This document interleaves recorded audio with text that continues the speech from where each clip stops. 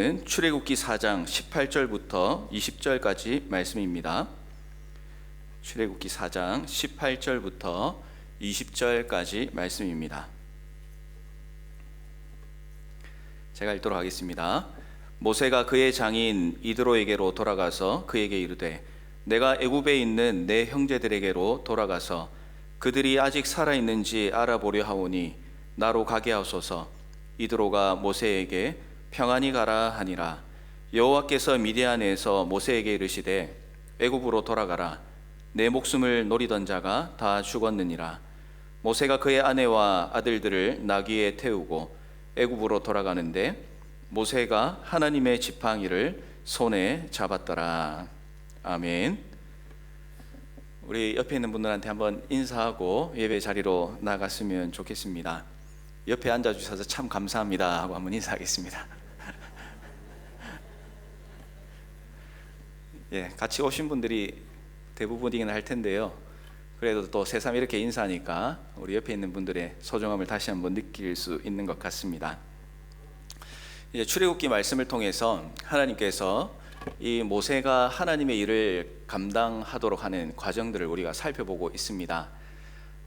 참 하나님께서도 대단하시다라는 그런 마음을 가지게 하는 내용들이 지금 쭉 이어져 가고 있는데요. 오늘은 이제 출발선 앞에서라는 제목으로 말씀을 드리려고 합니다. 이제 본격적으로 하나님의 사역을 감당해 나갈 모세가 이제 그 시작점에서 어떤 일들을 하고 있는지를 살펴보기를 원하는 것입니다. 늦가을에 가장 분주한 동물들 가운데 하나가 있다면 다람쥐다라고 이렇게 이야기를 합니다. 다람쥐는 겨울을 보내기 위해서 땅에 구멍을 파고 그리고 그 구멍에다가 도토리를 묻어 놓는다고 합니다. 그런데 그 도토리를 저장하는 모습을 보면 좀 특이하다라는 것을 발견하게 됩니다. 구멍을 하나 파서 거기에 도토리를 여러 개 묻어 놓는 것이 아니라 구멍을 하나 파고 그 구멍에 도토리를 하나씩 묻어 놓는다고 그렇게 이야기를 하더라고요. 커다랗게 구멍을 파가지고 거기에 많이 넣어놓고 덮고 이러면은 참 수월할 것 같은데 이렇게 하나 파서 하나를 심고 또 하나를 묻고 이런 일을 반복할까, 그런 이제 궁금증이 생기게 됩니다. 그런데 이제 학자들이 연구한 바로는요, 이 도토리가 그렇게 하는데 이유가 있다고 하는데요. 그 이유가 무엇이냐면 이 도토리를 도난당하는 것을 방지하기 위해서 그렇게 머리를 써서 판다고 합니다. 진짜인지 그냥 하는 얘기인지 좀 분간이 안 되는데요. 그런 이야기들을 써놓은 기사를 제가 보게 되었습니다. 그래서 다람쥐가 구멍을 파고 도토리를 집어넣고 그리고 그 위에 흙을 뿌리고 나뭇잎을 뿌려가지고 위장을 하는데, 이 다람쥐 한 마리가 겨울을 나기 위해서 이 구멍을 몇 개를 파는가 하니까 한 해에 평균 2,000개 정도를 판다라고 이렇게 이야기를 하고 있습니다. 이 다람쥐가 이렇게 열심히 겨울을 나기 위해서 노력을 많이 하는 것이죠. 먹을 것을 구하기 어려운 겨울이고 또 혹독하고 심지어는 목숨을 빼앗길 수도 있는 그런 참 참혹한 계절이긴 하지만, 그러나 이렇게 부지런히 준비를 했던 다람쥐에게는 그 겨울이 결코 두렵지만은 않을 것입니다. 걱정 없이 날 준비를 열심히 해놓았기 때문에 그렇겠죠. 우리의 인생도 마찬가지인 것 같습니다. 우리가 인생을 살아가면서 항상 봄날만 있으면 좋겠지만, 그러나 봄날만 있는 게 아니지 않습니까? 반드시 겪게 될 인생의 겨울이 다가오게 됩니다. 그런데 반드시 다가올 이 겨울을 부지런히 준비한 사람은 어떤 상황이 오든지 또 어떤 일을 마주치든지 걱정할 필요가 없습니다. 미리 준비를 해놓은 삶을 살았기 때문에 그렇습니다. 우리는 어떤 준비를 하면서 살아가고 있습니까? 누구보다도 인생에 있어서 참 혹독한 겨울을 겪고 있는 것 같은 이 모세를 하나님께서 부르셨지만, 그러나 이 모세가 하나님의 일을 감당할 만한 준비가 되지 않았다는 것을 우리가 잘 알고 있습니다. 그래서 하나님께서 부르셨음에도 적극적으로 순종하지 못했습니다. 하지만 하나님의 끝없는 설득을 통해서 모세가 변화가 되었습니다. 그리고 하나님의 명령에 순종하기로 결심을 했습니다. 이제 이스라엘을 구원하는 여정이 본격적으로 시작되고 있습니다. 이제 모세는 애굽으로 떠날 준비를 해야 됩니다.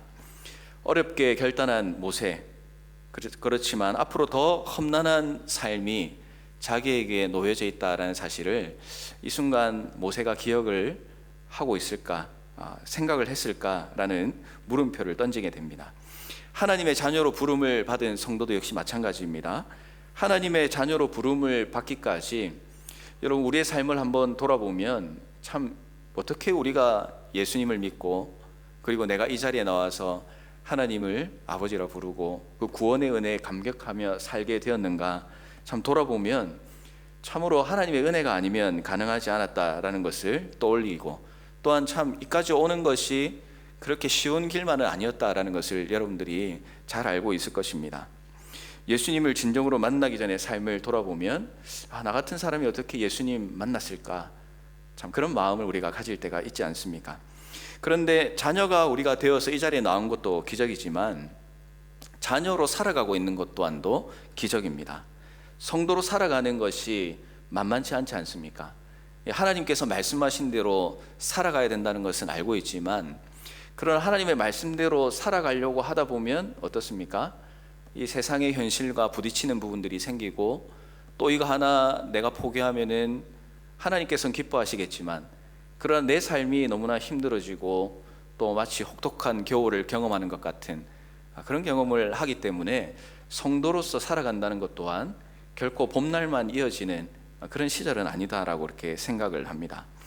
모세가 험난한 삶을 살았고 하나님의 부름을 받고 이제 하나님의 사명을 맡은 그런 자녀로서 살아가겠지만, 그러나 이 모세에게는 더욱더 큰 시련들이 다가오게 될 것입니다.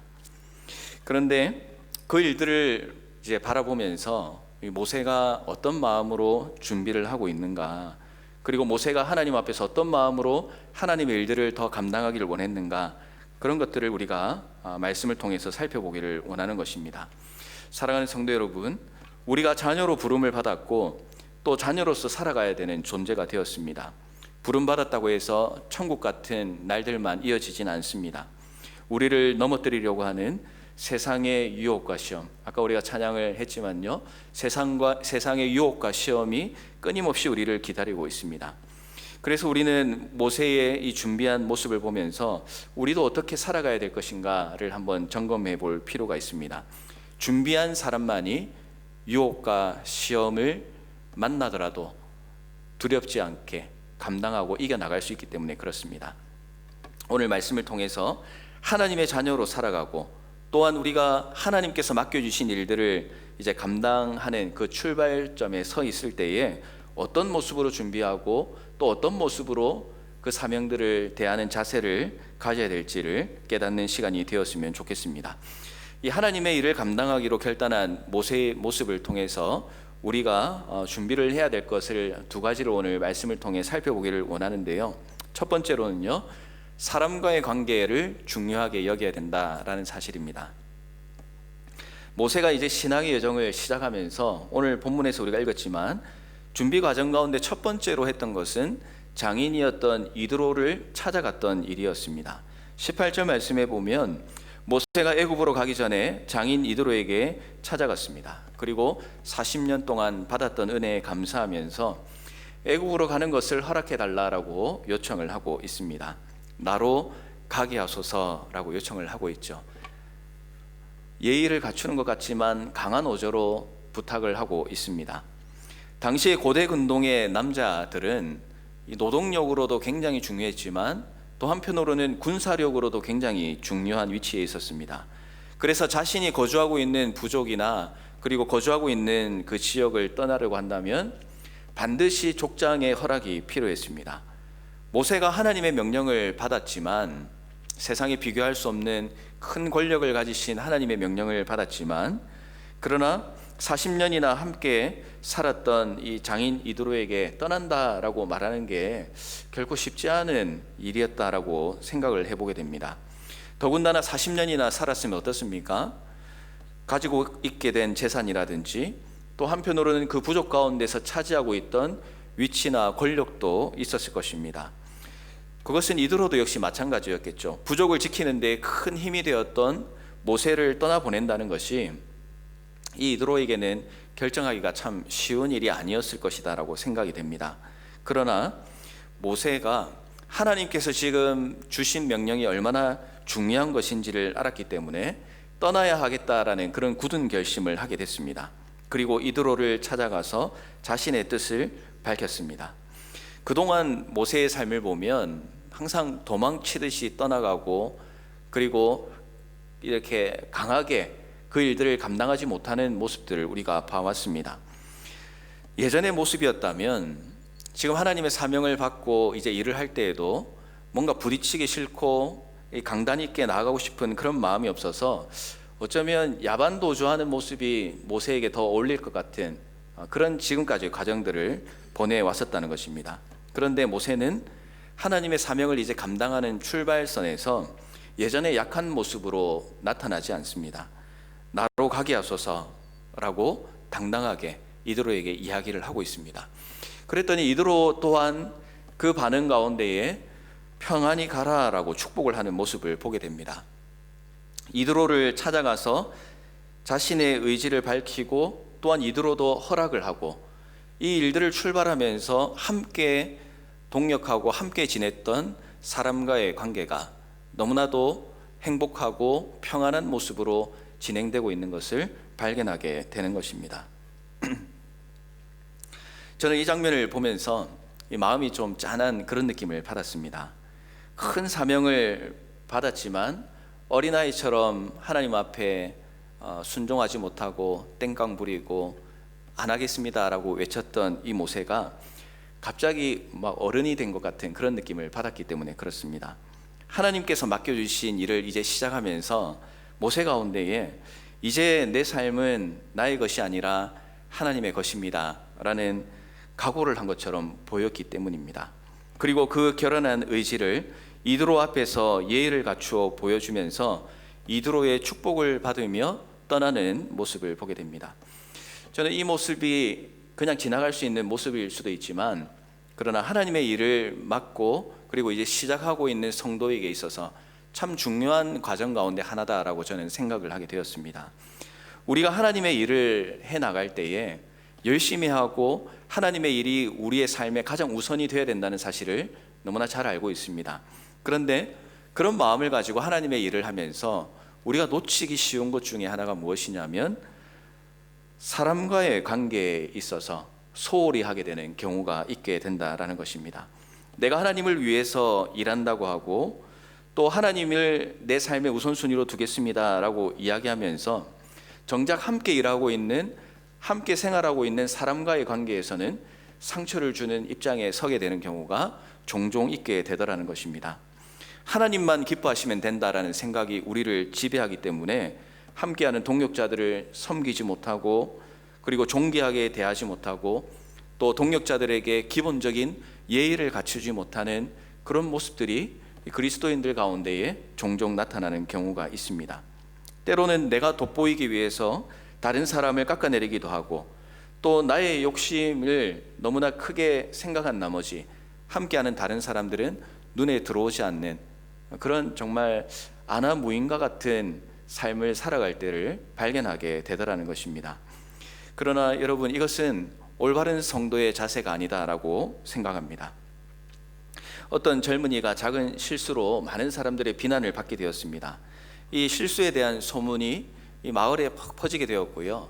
그리고 이 젊은이들을 바라보는 사람들의 시선이 곱지가 않았습니다. 그리고 심지어는 그 실수를 만회할 기회를 주는 것이 아니라 지나간 사람들이 욕을 하고 돌을 던지고 그런 모습을 보게 되는 것입니다. 그런데 이 젊은이가 그런 상황 가운데에서도 그냥 꿋꿋하게 쓰러지지 않고 이겨나가고 있었습니다. 그런데 그 가운데 이 젊은이가 가장 존경하고 그리고 정말 사랑했던 스승이 한 명이 지나갔습니다. 그런데 그 스승이 이 분위기를 보니까 자기도 뭔가 하나를 던져야 될 것 같은 거예요. 그래서 차마 사랑하는 제자에게 돌을 던질 수는 없고, 보니까 장미꽃 하나가 있어서 꽃 하나를 꺾어서 이렇게 던지는 신용을 했습니다. 그런데 그렇게 마을 사람들이 돌을 던지고 욕을 해도 떳떳한 마음에 꿋꿋하게 이겼던 이 젊은이가 자기가 너무나 사랑하고 의지했던 스승이 던진 그 장미꽃이 자기 앞에 떨어지는 순간 쓰러져 버리고 말았던 것입니다. 왜 그렇습니까? 장미꽃이 그렇게 무겁거나 또 피해를 줄 만한 그런 것이 아닌데, 이 젊은이가 그것으로 인해서 쓰러지게 된 이유는 바로 그것입니다. 가장 사랑하고 믿었던 또 함께했던 사람의 그 작은 행동 하나에 마음의 상처를 받고 힘을 잃게 되고 쓰러지게 되는 결과를 맞이하게 되었던 것입니다. 가장 깊은 상처는 그것입니다. 믿고 의지해야 되고 함께 걸어가야 될 사람이 자신을 향해서 비난을 하거나 또 상처를 주는 지극히 작은 말을 통해서 힘을 잃고 쓰러지게 되는 경우가 있다라는 것입니다. 우리가 신앙생활을 해나가면서 준비해야 될 것들이 참 많이 있지만 그 가운데 하나가 바로 이것이라고 생각합니다. 하나님의 일이 소중하다면 함께 사역하고 함께 신앙생활하게 하신 이 동력자들을 향해서도 정말 소중한 마음을 가져야 되고 기본적인 예의를 지킬 수가 있어야 된다는 것입니다. 부모님에 대한 예의를 말할 것도 없겠지요. 부부간에도 마찬가지고 자녀에게도 마찬가지입니다. 친구와 이웃들, 특별히 신앙의 동력자들과의 관계 가운데서 우리는 예의를 지키고 또 서로 섬기고 사랑하는 모습을 통해서 함께 하나님의 일을 감당할 준비를 해 나가야 하는 것입니다. 하나님의 일은 열심히 하는데 기본적인 예의가 없고 배려가 없고 사람을 힘들게 하는 위치에 있다면 우리는 하나님의 이름을 영광스럽게 하는 것이 아니라 어떻습니까? 하나님의 이름을 욕되게 하는 자리에 나아갈 수 있게 된다는 사실을 여러분들이 반드시 기억하시기를 바랍니다. 그런 면에서 모세가 출발을 참 잘하고 있습니다. 하나님의 일을 하면서 존중해야 될 사람, 지켜야 할 예의를 이 장인 이드로를 찾아가고 인사하고 축복받으며 가는 모습을 통해서 보여주고 있습니다. 하나님의 일을 감당하는 성도라면 사람들과의 관계 가운데서도 하나님의 사랑을 보여줄 수 있는 그런 삶을 살아가야 합니다. 예의를 지키고 좋은 관계를 유지하기 위해서 최선을 다해야 하는 것입니다. 하나님의 일을 잘 감당하고 싶으십니까? 아름다운 열매를 맺고 싶습니까? 그렇다면 우리는 인간관계, 특별히 하나님께서 함께하게 하신 믿음의 동력자들과 좋은 관계를 유지하는 것도 하나님의 영광을 위해서 우리가 반드시 해야 되는 일이라는 사실을 꼭 기억하시기를 바랍니다. 그래서 우리가 함께 웃고 함께 울고 라는 그런 성경 말씀이 있습니다. 그런 공동체로 준비될 때에 정말 우리가 나뿐만 아니라 함께하게 하신 우리의 동력자들이 하나님께 주시는 그런 놀라운 은혜를 그리고 아름다운 열매를 맛보고 또 하나님의 위대한 일을 감당할 수 있다는 사실을 기억하셔서 정말 우리와 함께하게 하신 동력자들을 통해 하나님의 위대하신 일들을 감당해 나아가시는 모든 성도님들 되시기를 주님의 이름으로 축원합니다. 두 번째로 이 모세의 준비 과정을 통해서 우리가 배울 수 있는 것은요, 너무나 잘 아는 내용이지만 하나님만을 의지해야 된다라는 사실입니다. 18절 말씀에서 쭉 보면요, 이제 모세가 하나님의 부르심에 순종하는 모습이 계속 나타나고 있습니다. 이제 애굽이라는 거대한 적진을 향해서 달려갈 것입니다. 자신의 무능함을 하나님 앞에 고백하면서 계속 이 하나님의 부르심에 거절했었습니다. 하지만 자신의 핑계로는 이제는 더 이상 하나님의 부르심을 외면할 수 없다, 거절할 수 없다는 것을 깨닫고 신앙의 결단을 했습니다. 물론 결단을 했지만 세상적인 근심은 아마 가지고 있었을 것입니다. 앞에서부터의 쭉 흐름을 보았을 때에 마지못해서 하나님의 명령에 승낙을 했다라고 보는 것이 어쩌면 더 맞을지도 모르겠습니다. 잘 이해가 안 되시면 여러분들이 이제 훈련을 받을 때를 한번 생각해 보십시오. 여러분, 각종 훈련이라든지 제자 훈련 등을 여러분들이 처음 받게 될 때에, 아니면 목자나 또 교회 섬김과 헌신의 일을 하게 되기까지를 한번 생각해 보십시오. 어떤 성도님들은 스스로 자원해서 기쁨으로 하시는 분들도 물론 있지만, 그러나 참 많은 분들은 가능하면 안 받고 싶고 가능하면 다음에 하고 싶어하는 그런 마음으로 지내다가 권유와 권유에 의해서 어쩔 수 없이 그 자리에서 훈련을 받고 섬기게 되는 그런 경험들을 아마 여기 계신 분들 중에 한 반 정도는 아마 해보셨으리라 그렇게 생각을 해봅니다. 모세가 그랬던 것 같아요. 모세도 참 쉽지 않은 것을 수락을 하면서 그 마음 가운데 100% 확신보다는 하나님께서 이제 하시니까, 말씀하시니까 이제 내가 가야 되겠다라는 생각을 하고 한숨 한번 푹 쉬고 이제 마지못해 승낙을 한 것이 아닐까라고 생각을 해봅니다. 그러나 그럴지라도 이 모세의 신앙적인 결단은 신앙의 용기가 없이는 불가능한 일이었습니다. 미래에 대한 보장도 없었습니다. 그리고 비록 또 도망가서 정착했던 곳이었지만 그런 안정된 삶을 버리고 또 험난한 길을 찾아 떠난다라는 것이 결코 쉬운 일이 아니었습니다.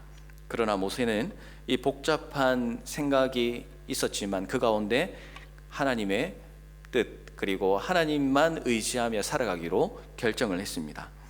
자신의 생각과 맞지 않고, 그리고 정작 그 일들을 해나갈 자신도 없고 능력도 없었지만 그러나 이제 하기로 했습니다.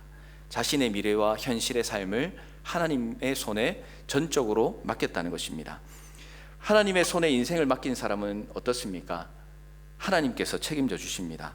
사람들이 볼 때에는 어리석고 또 이해가 되지 않을 수도 있습니다. 우리도 세상에서 살아가지 않습니까? 사업을 하고 직장 생활을 하고 또 학업을 하고 여러 가지 모습으로 살아갑니다. 세상 사람들은 이런 방법 저런 방법 참 다양한 방법으로 계산을 하고 더 좋은 것을 얻기 위해서 수단과 방법을 가리지 않습니다. 그런데 그리스도인들은 어떻습니까? 아무리 수익이 많이 나는 길이고 또 좋은 것을 얻을 수 있는 길이다 할지라도 하나님이 원하시지 않고 하나님이 싫어하시면 그 길을 걸어가지 않는 사람입니다. 포기하는 것입니다. 수익이 잘 안 나오고 계산도 잘 안 되고 답도 잘 안 나오는 짓을 왜 하냐? 정신이 있냐 없냐? 라는 세상 사람들의 손가락질을 받을 수도 있습니다. 하지만 계산이 안 나오고 수익이 안 나오고 그리고 답이 안 나와도 두려워하지 않습니다. 왜 그렇습니까? 계산법이 다르기 때문에 그렇습니다. 세상 사람들은 세상의 계산법으로 자신의 인생을 저울질하지만 그러나 전적으로 하나님만 의지하기로 결단하고 하나님만 의지하며 살아가는 사람은 계산을 어디에서 합니까? 하나님 나라에서 계산을 하기 때문에 그렇습니다. 그래서 세상 사람들은 이해가 되지 않지만 우리는 믿음으로 하나님과 계산할 날을 기대하면서 살아가기 때문에 눈앞에 보이는 잠깐의 손해나 억울함에 대해서 우리가 불평하고 불만하거나 그걸로 슬퍼하지 않습니다. 중국에 송청이라는 유명한 의사가 있었다고 합니다. 그 사람이 이제 약을 잘 지었는데요. 이 약을 잘 짓다 보니까 이 약을 처방받은 사람들이 먹고 많이 나았다고 그렇게 이야기를 합니다. 그래서 이 사람은 그 모습을 보면서 참 보람을 느끼고 감사하는 마음을 가졌다고 합니다. 그래서 돈이 없는 사람들이 왔을 때에 외상으로 적어가게 하고 무료로 약을 주고 그렇게 처방을 했다고 합니다. 돈이 중요한 것이 아니라 사람들이 치유되는 것이 너무나 행복했기 때문에 그렇습니다. 근데 이제 외상장부가 빽빽하게 다 차게 되면 어디 보관을 해놓는 게 아니라 불에 태워버렸다고 그렇게 이야기를 합니다. 그래서 세상의 사람들은 이제 평가가 갈렸습니다. 어떤 사람은 참 저 사람 대단한 사람이다 라고 이야기를 하기도 했고요. 또 한쪽으로는 참 멍청한 사람이다 라고 이렇게 평가를 했던 것입니다. 그런데 이 의사, 송청이라는 의사가 이제 나중에 자기가 왜 외상장부를 불태워버렸는지 이 이야기를 잠시 하게 되었는데요. 40년 동안 자기가 외상장부를 태웠지만 자기가 이때까지 살면서 한 번도 손해본 적이 없더라는 것입니다. 약값을 내지 못하는 사람들도 있지만 그러나 치료받은 사람이 오히려 감사하다고 와서 나중에 그 약값보다 더 좋은 것을 자기에게 주어서 자기는 결코 손해보는 그런 삶을 살지 않았기 때문에 자기는 행복하다는 것입니다. 심지어 가난해서 그 돈을 갚지 못하는 사람이 있을지라도 자기는 너무나 행복한 삶을 산다라고 그렇게 이야기를 합니다. 그 사람이 계산하지 않아도 행복할 이유는 무엇입니까? 계산보다 더 좋은 것을 경험했기 때문입니다. 세상 사람들 가운데도 이렇게 계산하지 않음에도 불구하고 기쁨을 누리는 사람들이 있는데 하물며 하나님의 일을 하고 하나님의 계산을 기다리는 우리의 삶은 어떠해야 되겠습니까? 우리의 모든 삶을 보시고 우리와 동행하시면서 우리의 모든 일거수일투족을 보시고 우리가 하나님의 일을 한 것을 하나님께서 결코 잊지 않고 반드시 좋은 것으로 갚아주겠다고 약속하신 하나님께서 우리와 결산하는 날을 기다리고 계신데, 우리가 이 땅에서 그 일들을 감당할 때에 얼마나 기쁜 마음으로 감당하며 살아야 되겠습니까? 그 약속을 우리가 믿고 살아가기 때문에 우리는 세상에서 비아냥 소리를 들어도 아랑곳하지 않고 기쁨으로 하나님만 의지하며 살아갈 수 있는 그런 보증수표를 우리가 가지고 있는 존재라는 사실을 여러분 기억하시기를 바랍니다. 모세가 이런 행복을 맛보는 이제 특권을 가지게 되었습니다. 그래서 모세가 하나님만 더 의지하기로 결단을 했습니다. 20절 말씀에 보면 모세가 애굽으로 가면서 하나님의 지팡이를 손에 잡았다라고 기록을 하고 있습니다. 하나님의 지팡이라는 것은 하나님의 권능을 상징합니다. 모세가 하나님의 지팡이를 손에 잡고 갔다라는 것은 이제 모세의 그 마음의 의지가 행동으로 분명하게 드러나는 것입니다. 이제 하나님의 권능을 의지하고 애굽으로 가서 하나님의 일을 감당하겠다. 나는 부족하지만 전적으로 하나님만 신뢰하고 이제 그 일들을 하겠다. 그 마음으로, 기도하는 마음으로 하나님의 지팡이를 꼭 붙들고 사역지를 향해서 걸어가고 있다라는 것입니다. 하나님의 자녀로 부름을 받은 우리 하늘교회 성도 여러분, 여러분은 하나님의 부르심 앞에서 어떤 결단을 하고 살아가고 있습니까? 또한 어떤 준비를 하기를 즐거워하고 있습니까? 성도는 하나님과의 관계, 또한 하나님께서 함께하게 하신 성도와의 관계를 잘 준비해야 합니다. 하나님만 의지하고 살아가시길 바랍니다. 하나님께서 만나게 하신 동력자들과의 관계에서 여러분 성공하시기를 바랍니다. 하나님과의 관계, 사람과의 관계에서 우리가 성공해 나갈 때에 우리는 살아계신 하나님의 이름을 온 천하에, 특별히 내가 살아가고 있는 삶의 현장에서 증거하며 살아갈 수가 있을 것입니다.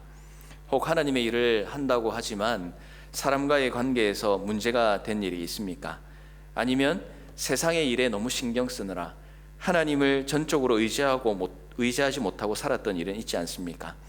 하나님의 일을 감당해 나가시면서 이 모세의 준비를 다시 한번 마음속에 기억하시기를 바랍니다. 성도로서 하나님과 사람 관계에서 성공하고 또한 하나님께서 맡겨주신 사명의 길을 믿음으로 걸어가시는 저와 여러분의 삶이 되시기를 주님의 이름으로 축원합니다.